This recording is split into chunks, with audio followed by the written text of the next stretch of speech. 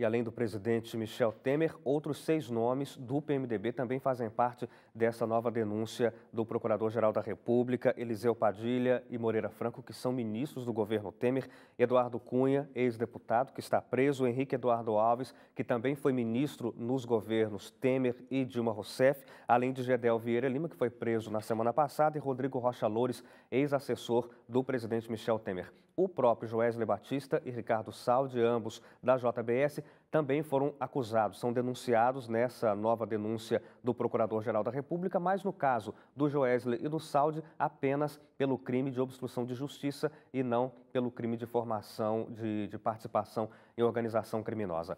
Aqui dentro do estúdio hoje estou recebendo Marcos Pagan, ele é juiz de direito e vai ajudar a gente a entender esse processo, mais uma denúncia contra o presidente Michel Temer. Pagan, muito obrigado pela sua companhia com a gente, pela disponibilidade em vir aqui para ajudar o nosso telespectador. Boa noite, um grande prazer estar aqui. Pagan, a gente começa tentando entender o que está acontecendo agora.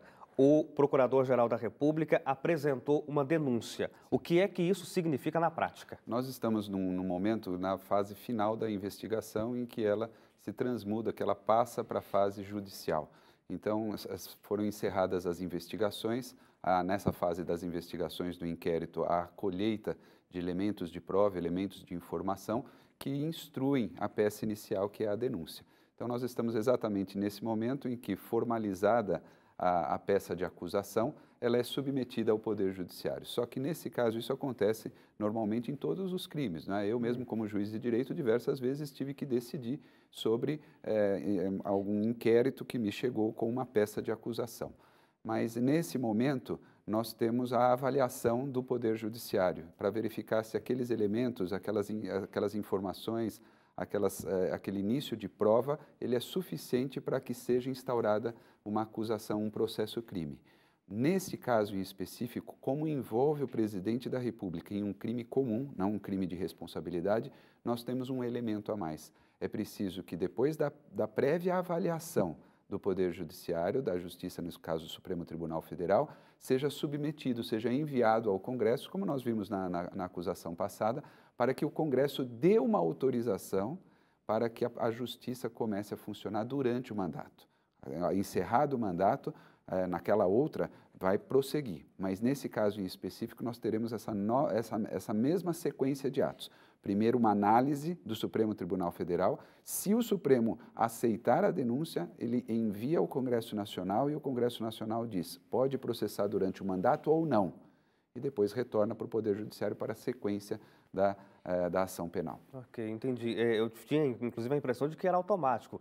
Por se tratar do presidente, o Supremo nem mexia nisso agora, deixava direto para a Câmara decidir. Então, não, o Supremo tem uma ação efetiva nesse momento também. Nesse caso, é a Corte como um todo ou o ministro responsável pelo caso? A Corte como um todo, mas o ministro responsável, ele é responsável pelo relatório, não é? Ele que dá o primeiro voto, ele que conduz o voto para que os outros possam aderir ou discordar dele, né? Então, é preciso que o Supremo como um todo, o Pleno do Supremo, se manifeste mesmo porque é uma questão de grande relevância. Isso já aconteceu da vez passada, eles entenderam que havia elementos suficientes, receberam a denúncia, mas aí ficaram na condicionante de que o Congresso autorizasse. O Congresso não autorizou, então a ação penal foi obstruída e o presidente Temer continuou com o seu mandato.